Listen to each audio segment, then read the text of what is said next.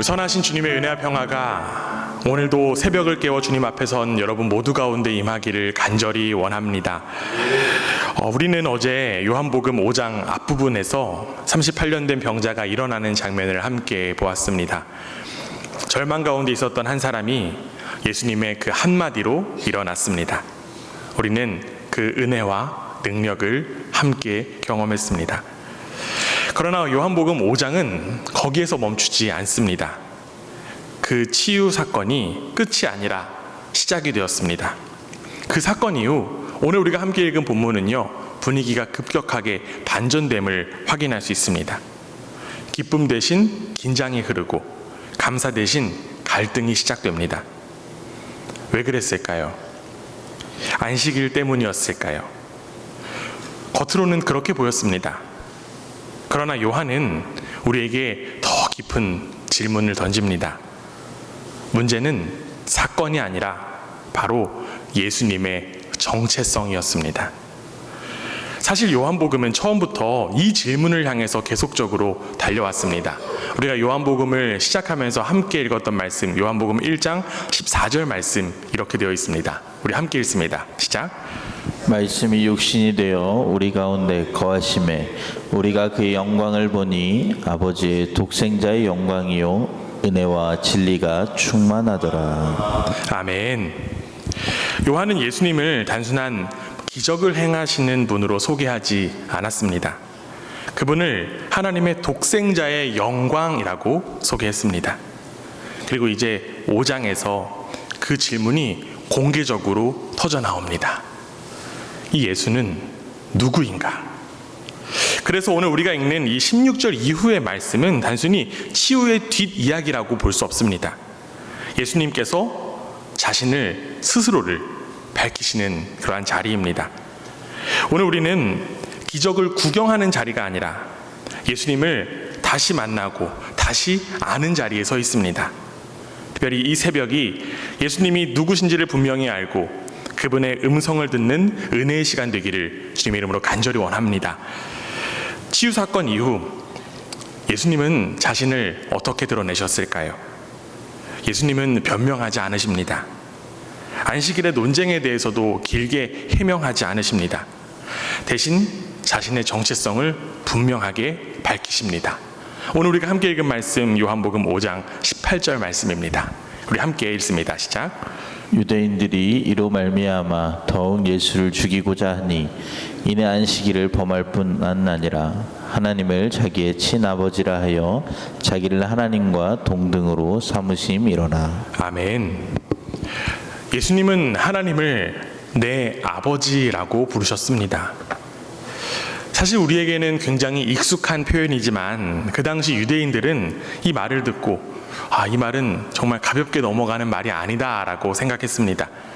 그들은 하나님을 공동체적으로 우리의 아버지라고 부를 수는 있었습니다. 그러나 한 개인이 하나님을 나의 아버지라고 부르며 하나님과 자신을 분리할 수 없는 관계로 말하는 것 전혀 다른 문제였습니다. 그것은 단순한 친밀함의 표현이 아니라 하나님과의 독특하고 본질적인 관계를 주장하는 것이었기 때문입니다. 그래서 이 유대인들은 예수님의 이 말씀을 가리켜서 신격 모독으로 받아들였습니다. 하나님과 자신을 동등한 위치에 두는 도발로 이해한 겁니다. 그런데 중요한 것은 예수님께서 그 표현을 철회하지 않으셨다라고 하는 것입니다. 오히려 예수님은요, 이어지는 19절에서 더 깊이 들어가십니다. 우리 이어지는 19절 함께 읽겠습니다. 시작. 그러므로 예수께서 그들에게 이르시되 내가 진실로 진실로 너희에게 이르노니 아들이 아버지께서 하시는 일을 보지 않고는 아무것도 스스로 할 수 없나니 아버지께서 행하시는 그것을 아들도 그와 같이 행하느니라. 아멘. 예수님께서 나는 아무것도 스스로 할 수 없다라고 하는 말씀, 이 말씀은 겸손한 자기의 축소처럼 들릴 수도 있습니다. 그러나 이 말씀은 실제로 매우 강력한 선언입니다. 예수님은 아버지와 무관하게 독립적으로 행동하지 않으신다라고 말씀하십니다. 동시에 아버지께서 하시는 일을 그대로 행하신다라고 말씀하셨습니다. 곧 아버지의 행위와 아들의 행위는 분리되지 않습니다. 이것은 능력의 부족이 아닙니다. 바로 본질의 일치를 가리키는 이야기입니다. 예수님의 삶은 철저하게 아버지 하나님을 향해서 열려 있었습니다. 아들은 스스로 기준을 세워 움직이지 않습니다. 언제나 아버지를 바라보고 아버지의 뜻에 참여하십니다. 그래서 이 말씀은 단순한 순종을 뛰어넘는 그러한 말씀입니다. 이것은 존재 방식에 대한 선언입니다. 아버지께서 생명을 주시면 아들도 생명을 주십니다. 아버지께서 일하시면 아들도 일하십니다. 예수님은 하나님을 대신해서 일하는 그러한 대리인이 아니라 하나님과 하나 되어 일하시는 아들이십니다. 그리고 마침내 예수님은 23절에서 이 모든 선언의 결론을 분명하게 밝히십니다. 우리 이어지는 23절 말씀 함께 읽습니다. 시작. 이는 모든 사람으로 아버지를 공경하는 것 같이 아들을 공경하게 하려 하심이라. 아들을 공경하지 아니하는 자는 그를 보내신 아버지도 공경하지 아니하느니라. 아멘. 지금 이 한 절에 반복되어 나타나는 단어가 있습니다. 혹시 여러분 찾으셨을까요? 네, 공경이라고 하는 단어가 4번 반복됩니다. 요한은 지금 이 공경이라고 하는 이 단어를 의도적으로 지금 반복하면서 강조하고 있습니다. 지금 논쟁의 핵심이 바로 여기에 있기 때문에 그러겠죠. 여기서 지금 공경하다라고 하는 이 단어의 헬라어 원어는요, 티마오라고 하는 단어인데요. 이 티마오는 명사형 티메라고 하는 표현에서 나왔다고 합니다. 이 티메라고 하는 단어는요, 값, 가치, 명예, 존귀를 의미합니다. 즉, 이 공경하다라고 하는 표현은 어떤 것에 값을 매기다, 가치를 부여하다라고 하는 의미가 됩니다. 따라서 공경이라고 하는 이 표현은 단순한 존경의 감정이 아니에요. 그 대상에게 얼마만큼의 가치를 두고 있는가라고 하는 문제입니다. 예수님은 말씀하십니다. 하나님께 두는 가치와 동일한 가치를 아들에게 두라라고 하는 것입니다. 이 당시에 이 말씀은 더욱더 급진적인 그러한 엄청난 선언이었습니다. 예수님을 하나님보다 낮은 자리에 두는 신앙, 우리가 잘 알고 있듯이 성경 안에서는 절대로 허용되지 않습니다. 우리는 여기서 잠시 멈추어서 이러한 질문 앞에 서게 됩니다. 그렇다면 나는 과연 예수님께 어떤 값을 매기고 있는가? 혹자는 이렇게 이야기할 수도 있을 것 같습니다. 목사님, 제가 예수님을 가장 가치 있는 분으로 믿고 모시고 있습니다. 그 고백 분명히 아름답고 훌륭합니다. 그러나 오늘 본문은요, 그 고백의 이상을 요구하고 있습니다. 삶의 자리에서 실제로 어떤 값을 매기고 있는지를 지금 이야기하고 있습니다. 조금 더 깊이 들여다보면 어떻겠습니까? 우리는 말씀을 알고 있습니다. 그리고 기도도 합니다. 예수님 사랑한다라고 고백합니다. 여러분 맞으시죠? 그런데 정작 내 선택이 내가 선택했던, 내가 정했던, 내가 기대했던 결과를 얻지 못하면 우리는 어떠한 태도를 보입니까?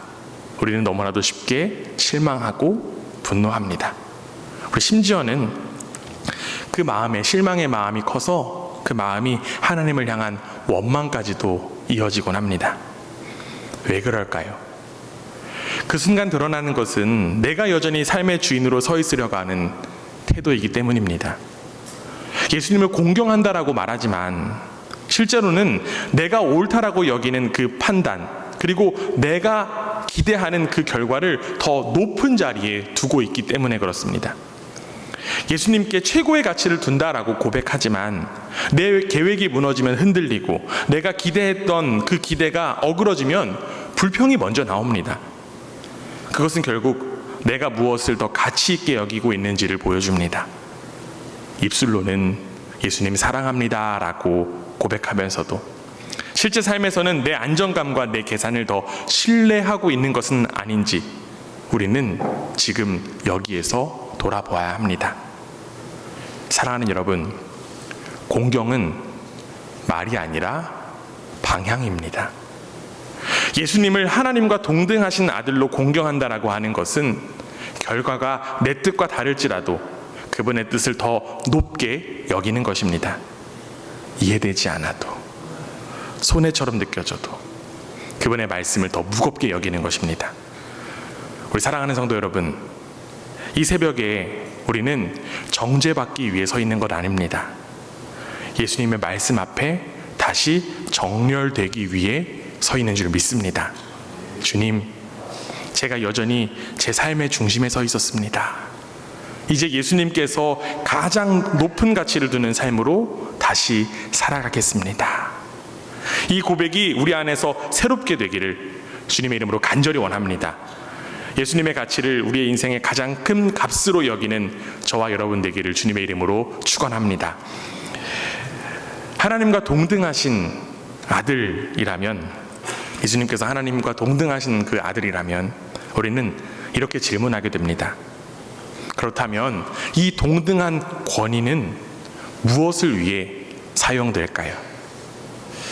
예수님은 그 권위를 자신을 높이는 데 사용하지 않으십니다. 그 권위를 어디에 사용하실까요? 바로 그 권위는 생명을 주시기 위해 사용됩니다. 오늘 우리가 함께 읽은 말씀 요한복음 5장 24절에 이렇게 되어 있습니다. 우리 함께 한번 읽어봅니다. 시작. 내가 진실로 진실로 너희에게 이르노니 내 말을 듣고 또 나 보내신 이를 믿는 자는 영생을 얻었고 심판에 이르지 아니하나니 사망에서 생명으로 옮겼느니라. 아멘. 여기서 지금 굉장히 놀라운 표현이 나옵니다. 생명을 얻을 것이다 라고 하는 표현이 아니라 생명을 얻었고, 생명을 얻었다라는 표현이 나옵니다. 여러분, 영생은 나중에 받는 상이 아닙니다. 이미 시작된 삶이며 지금 누리는 현실입니다. 예수님은 이어서 이렇게 말씀하십니다. 이어지는 25절에 이렇게 되어 있습니다. 우리 함께 읽습니다. 시작. 진실로 진실로 너희에게 이르노니 죽은 자들이 하나님의 아들의 음성을 들을 때가 오나니 곧 이때라. 듣는 자는 살아나리라. 아멘. 예수님은 미래를 말씀하시며 동시에 현재를 선언하십니다. 요한복음이 말하고 있는 구원은요, 언제나 이미와 아직의 그 긴장 속에 있습니다. 장차 무덤이 열릴 날이 반드시 있습니다. 그러나 그 생명은 지금 이미 시작되었습니다. 왜냐하면 이 생명은 단순한 시간의 연장이 아니라 아버지와 아들의 하나됨 안에서 흘러나오는 생명이기 때문입니다. 아버지 안에 생명이 있는 것처럼 아들 안에도 생명이 있습니다.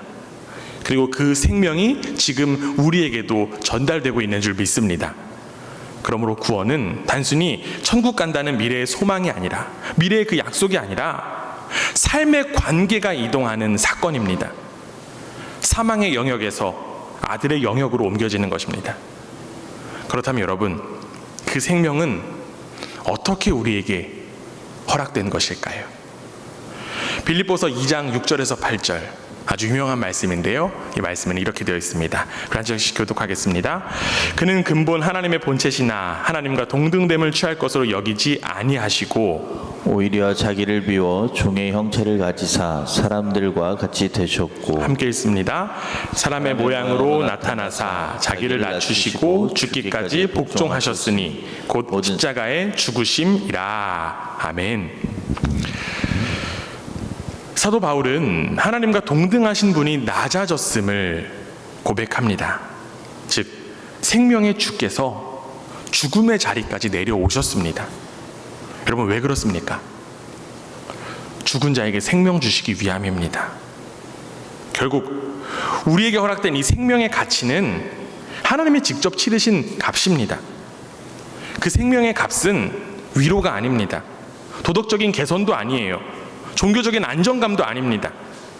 하나님과 동등하신 그 아들이 자기를 비우시고 낮아지시고 죽기까지 복종하신 대가로 흘러온 허락된 생명입니다.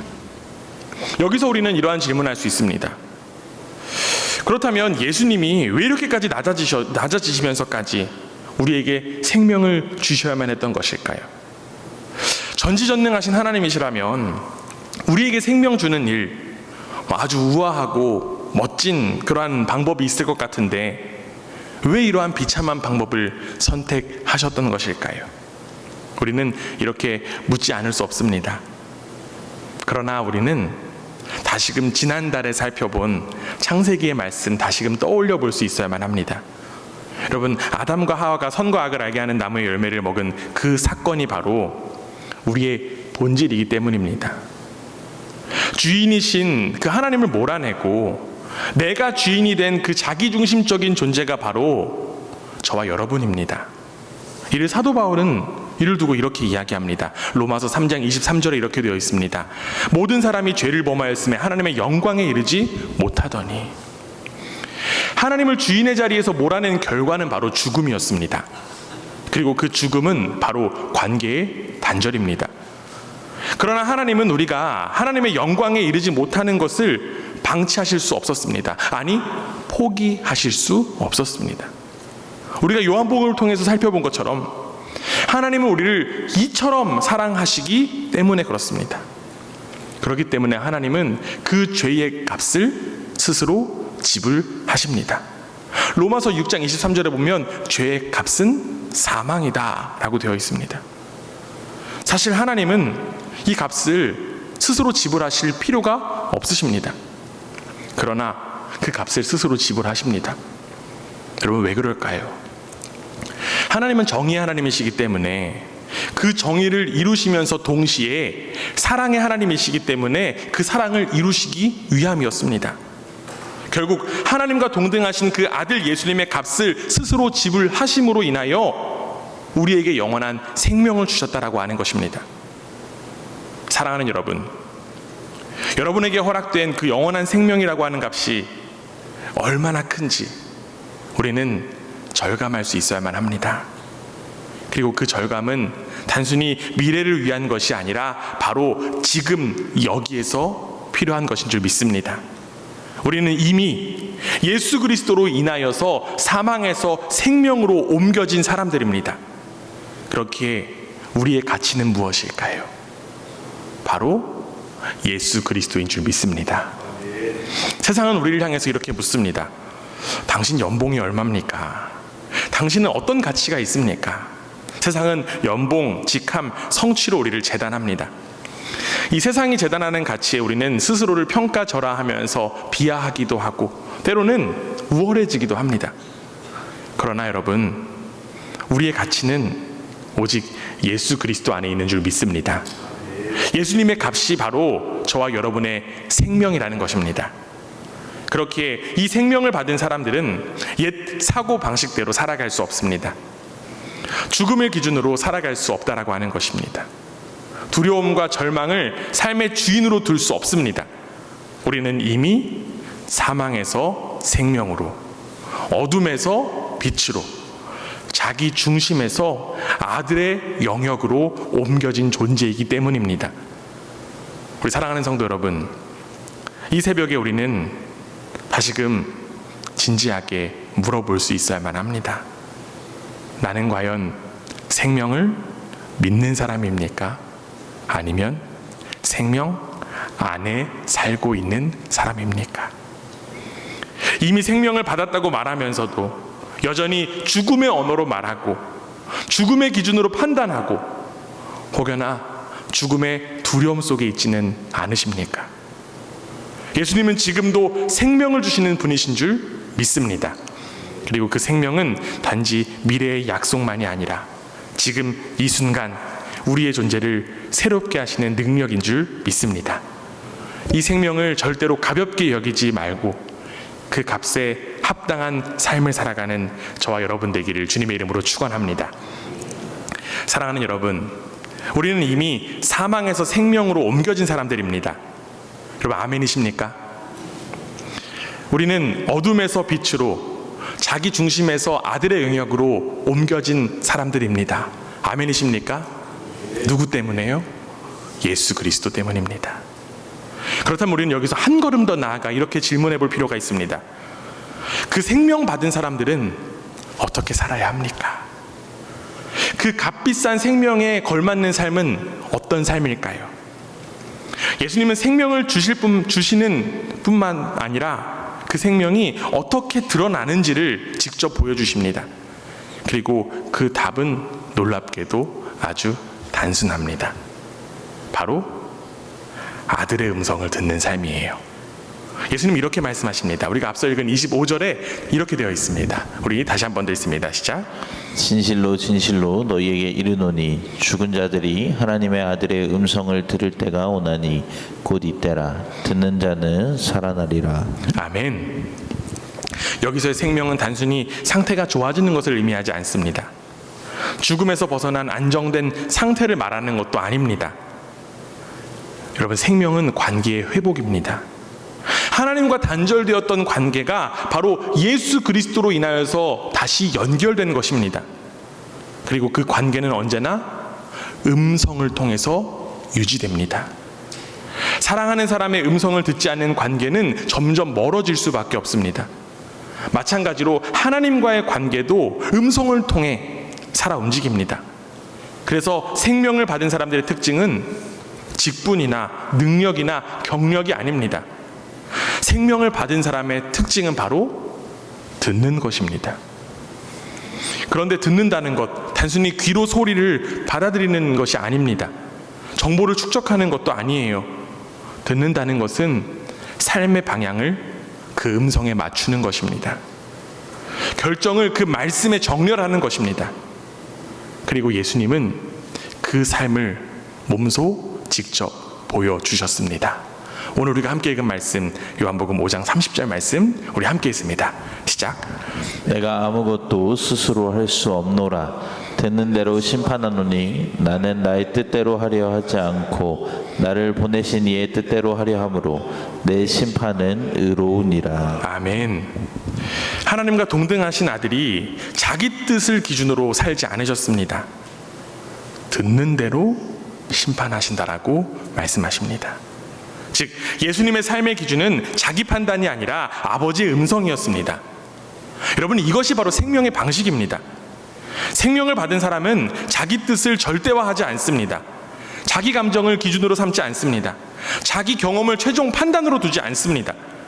말씀을 듣고 그 말씀을 맞추어 선택합니다. 그래서 음성을 듣는 삶은 곧 말씀 가운데 거하는 삶이며 그것은 결국 순종의 삶입니다. 그렇기에 우리는 지금도 이 말씀 앞에 서 있는 줄 믿습니다. 감사하게도 우리는 2월부터 요한복음 필사를 시작하고 있습니다. 그러나 여러분, 이 여정이 결코 쉽지는 않습니다. 하루를 건너뛰고 싶은 날도 분명히 있고요. 피곤한 몸으로 펜을 들어야 하는 날들도 있습니다. 어떤 날은 말씀이 잘 들어오지 않는 것처럼 느껴지기도 합니다. 그러나 우리는 단순히 글씨를 옮겨 적고 있는 것이 아닙니다. 우리는 말씀을 통해 아들의 음성을 듣는 훈련을 하고 있는 것입니다. 한 구절을 천천히 써내려가며 그 말씀이 내 생각을 다스리도록, 그 말씀이 내 판단을 멈추게 하도록, 그 말씀이 내 삶의 방향을 다시 정렬하도록 내어드리는 시간입니다. 그래서 필사는 단순한 어떠한 성취의 프로젝트가 아닙니다. 말씀 가운데 거하는 연습이고 훈련입니다. 말씀 가운데 거한다라고 하는 것, 말씀이 내 삶을 비추게 하고 내 뜻을 내려놓게 하며 나의 선택을 바꾸도록 허락하는 것입니다. 그리고 이것을 가리켜 바로 순종이다라고 이야기합니다. 우리는 말씀을 쓰며 이렇게 고백합니다. 주님, 제 뜻이 아니라 주님의 뜻이 이루어지기를 원합니다. 사랑하는 성도 여러분, 생명을 받은 사람들은 말씀을 소비하는 사람들이 아닙니다. 바로 말씀 안에 머무는 사람들입니다. 말씀을 읽고 지나가는 사람들이 아니라 말씀이 나를 다스리도록 말씀에 내어드리는 사람들입니다. 예수님은 분명히 말씀하셨습니다. 듣는 자는 살아나니라. 음성을 듣는 자가 살아나는 줄 믿습니다. 그리고 그 살아나는 자는 바로 순종합니다. 순종은 거창한 일이 아닙니다. 말씀을 기준으로 선택하는 것입니다. 내 뜻보다 아들의 뜻을 앞세우는 것입니다. 그러므로 이 필사의 여정, 복음서 완주하는 시간이 아니라 우리의 삶이 복음에 붙들리는 시간이 되어야 할 줄 믿습니다. 사랑하는 여러분, 오늘 여러분에게 허락된 말씀 있으십니까? 그 말씀 듣는 것에만 멈추지 말고 순종의 삶으로 이어가시기를 부탁드립니다. 그 삶이 바로 자기중심성에서 벗어나 영원한 생명 안에 거하는 삶인 줄 믿습니다. 우리에게 생명을 주신 예수님도 아버지의 음성을 들으셨고 그 음성에 순종하셨습니다. 하나님과 동등하신 아들이 자기의 뜻이 아니라 아버지의 뜻을 따르셨다면 그 생명받은 우리도 그 길을 따르는 것 마땅하지 않겠습니까? 그래서 이 새벽 말씀 앞에서 이렇게 고백하기 원합니다. 주님, 내 뜻대로 마시옵고 주님의 뜻대로 하옵소서. 이 기도의 고백이 입술에만 머물지 않고 우리의 선택과 결정과 삶의 방향으로 이어지기를 간절히 원합니다. 아들의 음성을 듣고 그 뜻에 순종하는 생명의 삶으로 살아가는 저와 여러분 되기를 주님의 이름으로 축원합니다. 아멘. 기도하겠습니다. 생명 주께 있네 능력 주께 있네 소망 주께 있네 주 안에 있네 생명 주께 있네 능력 주께 있네 소망 주께 있네 주 안에 있네 생명 나의 주 찬양하니 힘을 다해 주 찬양하니 내 생명 다해 내 힘을 다해 모든 소망 주님께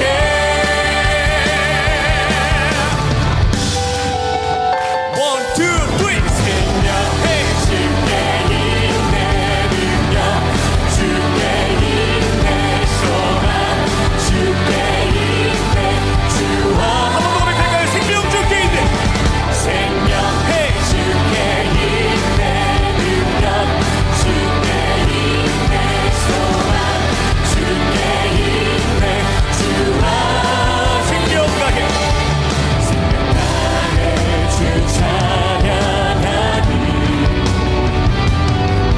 힘을 다해 주 찬양하니 내 생명 다해 내 힘을 다해 모든 소망 주님께 기자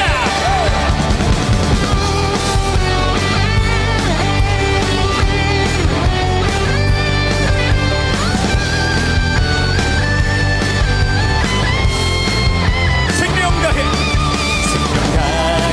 주 찬양하니 힘을 다해 주님을 찬양합니다 힘을 다해 주 찬양하니